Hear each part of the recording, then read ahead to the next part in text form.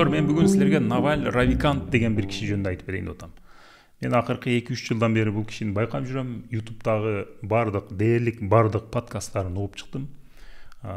Twitter арқылы оның ой пікірлерін оқып жүрчү элем. Мурда Twitter'де жүргөндө. Анан ошол чыгарган подкасттарын эң узунун китеп кылып чыгарып коюшкан, орусчага которгон жана бекер ылдыйда мен ссылканы калтырып коем, ошодон барып түшүрүп окуп көргүлө. Бул кишинин мага жашоого болгон көз караштары жагат. Бул киши Силикон өрөөнүндө белгилүү бирөө, Angel List деген чоң проекти бар. Бул миллионер, инвестор. Бул киши жашоодо мындай жалпы карайт. Жашоодо кантип жашаган туура болот? Кантип жашасак биз бактылуу болобуз? Акчага болгон көз караш кандай? Бул жашоодо эң маанилүү нерселер эмнелер? Өлүм эмне, жашоо эмне деген ушундай маанилүү суроолордун үстүндө ойлонуп, анан өзүнүн ой пикирлерин бөлүшкөн. Анан ошол ой пикирлери менимче өтө күчтүү болгон бир киши. Өтө көптү окуган бир киши. Ошон үчүн мен акыркы убактарда ушул кишини өзүмө мындай онлайн мугалим катары көрөм да. Анан ошол жөнүндө силер менен дагы бөлүшүп кетейин деп атам. Мүмкүн силерге дагы кызыктуу болот, китебин окуп чыгасыңар. Көз карашыңарды бир аз болсо дагы жакшы жакка карап өзгөртөт мүмкүн. Мисалы бул киши эмнелерди айтат? Акча адамды бактылуу кылбайт. Акчанын андай функциясы жок. Бирок акча биздин акча менен байланыштуу проблемаларыбызды чечет. Бизди эмне бактылуу кылат? Бизге эң маанилүү 3 нерсе керек дейт. Бул биздин ден соолугубуз жакшы болуш керек, физическое здоровье, биздин ички дүйнөбүз тынч болуш керек жана бай болуш керек, душевный покой, душевное здоровье деп коелу. Анан акча жактан биз көз карандысыз болушубуз керек. Ушул 3 нерсе бар жокту камтыйт да. Мен ушул кишиден окуганда ушул жөнүндө өтө мага туура деп келген. Азыр дагы мен ошондой деп эсептейм. Анан жашоодогу эң чоң 3 суроо, 3 маселе бул мен каякта жашайм, мен ким менен жашайм жана мен эмне жумуш кылам. Ушул 3 суроону жашооңордогу 3 чоң тоо деп эсептеп кое бергиле. Эгер эмне менен алектенсем деп мындай башыңар айланып туман болуп турса, кайрадан ушул 3 суроого кайтып келсеңер болот. Силер эгер мисалы Кыргызстандан көчүп кетейин деп аткан болсоңор, же кайра Кыргызстанга көчүп келейин деп аткан болсоңор, өтө чоң 3 суроодон бирөөнүн үстүндө иштеп атасыңар. Силер үйлөнөм деп атсаңар, же турмушка чыгам деп атсаңар, дагы 3 чоң суроонун үстүндө, маселенин үстүндө иштеп атасыңар. Силер кесип тандап атсаңар, дагы ошондой чоң маселенин, 3 чоң маселенин биринин үстүндө иштеп атасыңар. Бул ушул кишинин сөздөрү. Анан эң маанилүүсү, мен үчүн өтө маанилүү болгон дагы бир көз карашы, каалоо, жашоодогу биздин желанияларыбыз өтө этиятташыбыз керек экен ушуну. Бизди бактысыз кылган нерселер ошолор экен. Бир нерсени каалабаш керекпи? Каалаш керек, бирок мүмкүн болушунча бир каалоодун үстүндө, бир учурда бир каалоодун үстүндө иштегиле дейт да. Ошонун үстүндө иштеп, ошого жетишип, анан кийин корзинаңарга кийинки каалоолорду кошкулат. Азыр мисалы интернеттен, инстаграмдан адамдарды көрүп атабыз да, азыр интернет аркылуу көптөгөн адамдарды байкап атабыз. Алардын жашоолорун көрүп атабыз, алардын кылган жумуштарын, каякта жүрөт, эмне кылып жүрөт көрүп атабыз дагы. Анан ошолорго суктанып, мен дагы ушундай кылгым келет деген сайын, мындайча айтканда биз баягы ошол көргөн нерсени биз добавить в корзину деп бир кнопкага басып атабыз да, онлайн интернет магазинден товар сатып алабыз го, ошондо добавить в корзину дейбиз го.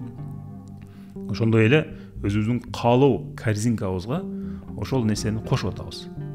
Ал мисалы бир жакта кыдырып жүрөт дейли, мен дагы ошол жака баргым келип атат дейбиз да, ошол корзинкабызга бир нерсени кошуп. Ошентип отуруп биздин каалоо корзинкабыз толуп кетип атат да. Айрыкча Instagram аркылуу ошол корзинка дайыма толо турат.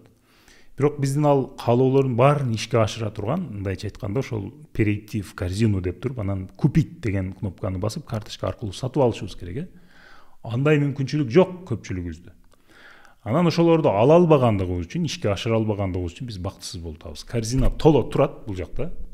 Аны ишке ашыра турган мүмкүнчүлүк жок. Анан биз бактысыз болуп атабыз. Чынында ал корзинада турган нерселер бизге керек эмес, көпчүлүгү керек эмес. Жөн эле ошол корзиналарыбызды толтуруп алып, могу мээбизде, анан өзүбүздү бактысыз сезип жүрө берет экенбиз да. Чынында мындай, бул ошол корзинаны бошотуп салып туруп, өзүбүздүн жашообузду, азыркы колубузда бар болгон нерселерди байкап көрсөк, бизде өтө баары жайында да.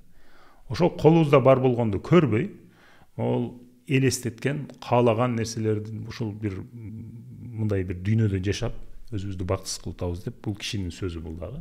Бул кишинин айтуусу боюнча каалоо бул мен ошол нерсеге жетмейинче бактысыз болом деп өзүбүз менен өзүбүз договор түзөбүз дейт. мен мисалы могул нерсени каалап атам, эми ошого жетем, анан бактылуу болом деп өзүбүзгө договор түзөбүз дейт. Анан ошого чейин жеткиче бактысыз өзүбүздү бактысыз сезебиз. Анан жетебиз дагы, анан мен эми бактылуу болом дейбиз. Ал нерсе бизди бактылуу кылбайт. Мисалы акыркы чыккан iPhone бизди бактылуу кылбайт. Алдык, хорошо. Ал алгандан кийин бир жуманын ичинде адамдын мээсиндеги ошол бакыт сезими минимумга түшүп калат экен да. Кайсы максат койбогула, кандай нерсени каалабагыла, ошого жеткенден кийин 1-2 жумада ошол биздин мээбиздеги сүйүнүү, ошо бакыт сезими минимумга түшөт. Жаңы машина алсаңар дагы ошондой, жаңы квартира алсаңар дагы ошондой, бир тоодой алтынды таап алсаңар дагы ошондой, бул дүйнөдөгү материалдык баалуулуктардын баардыгы ошондой. Бул кишинин сөзү. Мага ушулар өтө жагат. Анан мен үчүн өтө пайдалуу бир жагы болду. Кишинин мага бир кылган белеги болду. Могул Сенека деген кишини ушул кишиден уктум. Рим империясында өтө белгилүү бир философ, белгилүү бир политик, өтө коомдук ишмер болгон экен Сенека деген киши. Ошонун жазган китептери бар экен. Айрыкча Сенеканын Луцилийге жазган каттары. Эгер менин айткан сөздөрүм силерге дагы кызыктуу болгон болсо, анда ылдый жакта Наваль Равиканттын китебине болгон ссылка бар. Ал жерден барып Litres.ru сайтына регистрация болосуңар, анан бекер түшүрүп алсаңар болот. Анан Сенеканын Нравственные письма к Луцилию деген китебин карап көргүлө. Бул дагы өтө күчтүү китеп. Ал жерде ошол Сенеканын Луцилий деген бирөөгө жазган каттары бар. Ал каттарды баштан биринчи беттен баштап окуш керек эмес, сөзсүз эле. Ар бир катты өзүнчө эле ачып окуп көрсөңөр болот. Кээ бир темалар силерге кызыкса эмеспи, кийинки катка өткүлө. Бөлүк-бөлүк, ал бул дагы жашоодун ар бир тармагы жөнүндө, акча жөнүндө, достук жөнүндө, өлүм жөнүндө өтө маанилүү каттарды жазган, сөздөрдү жазган. Бул китеп 2500 жыл мурда жазылган. Бул китепке дагы бир көз салып койгула. Анда кийинки видеолордо жолукканча аман болуңуздар.